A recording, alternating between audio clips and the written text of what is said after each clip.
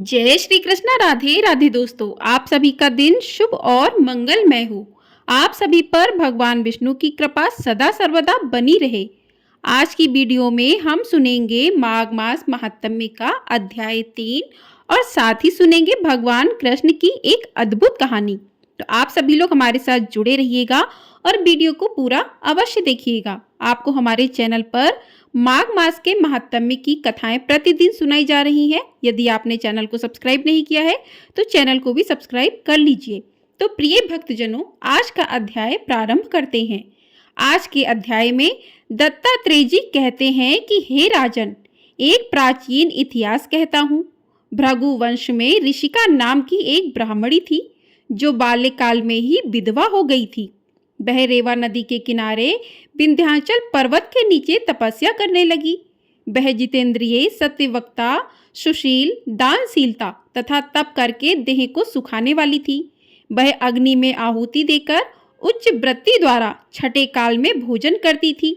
वह बलकल धारण करती थी और संतोष से अपना जीवन व्यतीत करती थी। उसने रेवा और कपिल नदी के संगम में 60 वर्ष तक माघ स्नान किया और फिर वहीं पर ही मृत्यु को प्राप्त हो गई।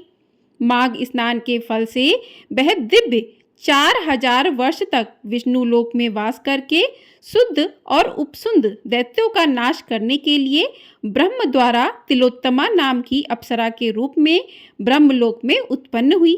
वह अत्यंत रूपवती, गान विद्या में अति प्रवीण तथा मुकुट कुंडल से शोभायमान थी। उसका रूप और यौवन सौंदर्य देखकर ब्रह्मा जी भी चकित हो गए। वह तिलोत्तमा रेवा नदी के पवित्र जल में स्नान करके वन में बैठी थी। तब सुंद व उपसुंद के सैनिकों ने चंद्रमा के समान उस रूपवती को देखकर अपने राजा सुंद और उपसुंद से उसके रूप की शोभा का वर्णन किया और कहने लगे कि कामदेव को लज्जित करने वाली ऐसी परम सुंदरी स्त्री हमने कभी नहीं देखी। आप भी चलकर देखें। तब वह दोनों मदिरा के पात्र रखकर वहां पर आए जहां पर वह सुंदरी बैठी हुई थी और मदिरा के पान विहल होकर काम क्रीड़ा से पीड़ित हुए और दोनों ही आपस में उस स्त्री रत्न को प्राप्त करने के लिए विवादग्रस्त हुए और फिर आपस में युद्ध करते हुए वहीं समाप्त हो गए। उन दोनों का मरा हुआ देखकर उनके सैनिकों ने बड़ा कोलाहल मचाया और तब तिलोत्तमा काल रात्रि के समान उनको पर्वत से गिराती हुई 10 दिशाओं को प्रकाशमान करती हुई आकाश में चली गई और देव कार्य सिद्ध करके ब्रह्मा के सामने आई। तो ब्रह्मा जी ने प्रसन्नता से कहा कि हे चंद्रवती, मैंने तुमको सूर्य के रथ पर स्थान दिया। जब तक आकाश में सूर्य स्थित है, नाना प्रकार के भोगों को भोगो।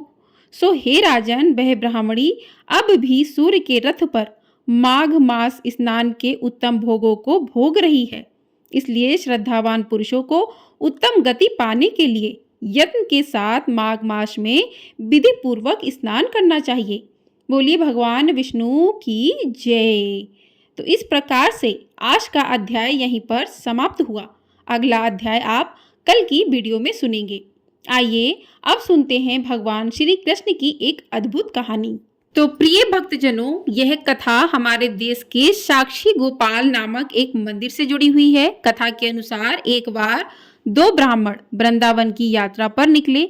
उनमें से एक वृद्ध था तो दूसरा जवान था। मार्ग लंबा और कठिन था, जिस वजह से उन दोनों यात्रियों को यात्रा के दौरान कई कष्टों का सामना करना पड़ा। उस समय आज की तरह रेलगाड़ियों और बसों की सुविधा उपलब्ध नहीं थी। यात्रा के दौरान युवा ब्राह्मण ने वृद्ध व्यक्ति की खूब मदद की, जिसकी वजह से वृंदावन पहुंचकर उस वृद्ध ब्राह्मण ने कृतज्ञता जताते हुए कहा कि हे युवक, तुमने मेरी खूब सेवा की है। मैं तुम्हारा अत्यंत कृतज्ञ हूँ। इस सेवा के बदले मैं तुम्हें पुरस्कार देना चाहता हूँ। पर उस युवा ब्राह्मण ने पुरस्कार लेने से मना कर दिया, जिसके बाद वृद्ध व्यक्ति हट करने लगा। फिर उस वृद्ध व्यक्ति ने अपनी जवान पुत्री का विवाह उस ब्राह्मण युवक से करने का वचन दिया। ब्राह्मण युवक ने वृद्ध व्यक्ति को समझाया कि ऐसा नहीं हो सकता, क्योंकि आप बहुत अमीर हैं और मैं बहुत गरीब ब्राह्मण हूँ। फिर भी वृद्ध व्यक्ति अपनी हट पर अड़ा रहा और फिर कुछ दिन तक वृंदावन में रहने के बाद दोनों घर लौट आए। वृद्ध व्यक्ति ने सारी बातें घर पर आकर बताई कि उसने अपनी बेटी का विवाह एक ब्राह्मण से तय कर दिया है, पर पत्नी को यह सब मंजूर नहीं था। उस वृद्ध पुरुष की पत्नी ने कहा कि अगर आप मेरी पुत्री का विवाह उस युवक से करेंगे तो मैं आत्महत्या कर लूंगी। कुछ समय व्यतीत होने के बाद ब्राह्मण युवक को चिंता होने लगी कि वृद्ध अपने वचन को पूरा करेगा या नहीं। फिर ब्राह्मण युवक से रहा न गया और उसने वृद्ध ब्राह्मण के पास जाकर उसको अपना वचन याद करवाया। वो वृद्ध पुरुष मौन रहा और उसे डर था कि वो अपनी बेटी का विवाह इससे करवाता है तो उसकी पत्नी अपनी जान दे देगी। वृद्ध पुरुष ने कोई उत्तर नहीं दिया। तब ब्राह्मण युवक ने उसका दिया हुआ वचन याद करवाने लगा। तभी वृद्ध ब्राह्मण के बेटे ने उस ब्राह्मण युवक को यह कहकर घर से निकाल दिया कि तुम झूठ बोल रहे हो, तुम मेरे पिता को लूटने के लिए आए हो। फिर ब्राह्मण युवक ने कहा कि ये सारे वचन तुम्हारे पिताजी ने शिव ग्रह के सामने दिए थे। तब वृद्ध व्यक्ति का ज्येष्ठ पुत्र, जो भगवान को नहीं मानता था, युवक को कहने लगा कि अगर तुम कहते हो कि भगवान इस बात के साक्षी हैं तो यही सही। अगर भगवान प्रकट होकर ये साक्ष्य दें कि मेरे पिताजी ने वचन दिया है तो तुम मेरी बहन के साथ विवाह कर सकते हो। तब युवक ने कहा, हाँ, मैं भगवान श्री कृष्ण से कहूंगा कि वो साक्षी के रूप में आए। उसे भगवान श्री कृष्ण पर पूरा विश्वास था कि भगवान श्री कृष्ण उसके लिए वृंदावन से जरूर आएंगे। फिर अचानक वृंदावन की मूर्ति से आवाज सुनाई दी कि मैं तुम्हारे साथ कैसे चल सकता हूँ, मैं तो मात्र एक मूर्ति हूँ। तब उस युवक ने कहा कि जब मूर्ति बात कर सकती है तो साथ भी चल सकती है। तब भगवान श्री कृष्ण ने युवक के समक्ष एक शर्त रख दी कि तुम मुझे किसी भी दिशा में ले जाना, मगर तुम पीछे पलटकर नहीं देखोगे। तुम सिर्फ मेरे नुपुरों की ध्वनि से ये जान सकोगे कि मैं तुम्हारे पीछे आ रहा हूँ। युवक ने उनकी बात मान ली और वो वृंदावन चल पड़े। जिस नगर में जाना था वहां पहुंचने के बाद युवक को नुपुरों की ध्वनि आनी बंद हो गई।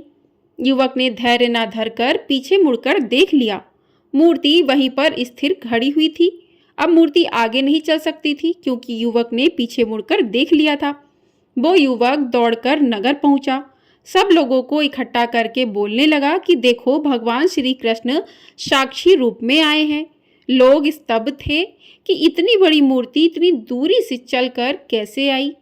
फिर भगवान श्री कृष्ण की मूर्ति ने सबके सामने ब्राह्मण युवक की गवाही दी। उसके बाद वृद्ध ब्राह्मण की पुत्री के साथ उसका विवाह संपन्न हुआ। विवाह के बाद उस युवक ब्राह्मण ने श्री बग्रह के सम्मान में उस स्थल पर एक मंदिर बनवा दिया और आज भी लोग इस मंदिर में साक्षात श्री गोपाल जी की पूजा करते हैं। बोलिए कृष्ण कन्हैया लाल की जय, बोलिए माखन चोर की जय। तो इस प्रकार से आज का अध्याय और कृष्ण कन्हैया की अद्भुत कथा पूर्ण हुई। आपको यदि ये वीडियो पसंद आई है तो वीडियो को लाइक शेयर, चैनल को सब्सक्राइब अवश्य कर दीजिएगा। आपको हमारे चैनल पर इसी प्रकार से माघ मास महात्म्य के अध्याय प्रतिदिन सुनाए जाएंगे। यदि आप इन अध्यायों को सुनना चाहते हैं तो चैनल को सब्सक्राइब जरूर कर लीजिएगा। और आपको हमारे चैनल पर सकट चौथ की कथा, सकट तिल की कथा सुनाई जाएगी, तिल चौथ की कथा सुनाई जाएगी। तो आप लोग उस कथा को यदि सुनना चाहते हैं तो उस कथा को अवश्य सुनिएगा। उसके लिए आपको चैनल को सब्सक्राइब करना पड़ेगा जिससे आपको सभी कथाएं समय से प्राप्त हो सके। आइए अब सुनते हैं श्री कृष्ण द्वारा कुछ वचन कि जीवन में अहंकार भी जरूरी है, लेकिन जब बात अधिकार, चरित्र और सम्मान की हो।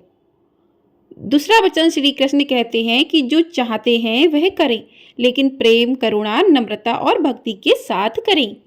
इंसान जन्म से नहीं बल्कि अपने अच्छे और सच्चे कर्मों से महान बनता है।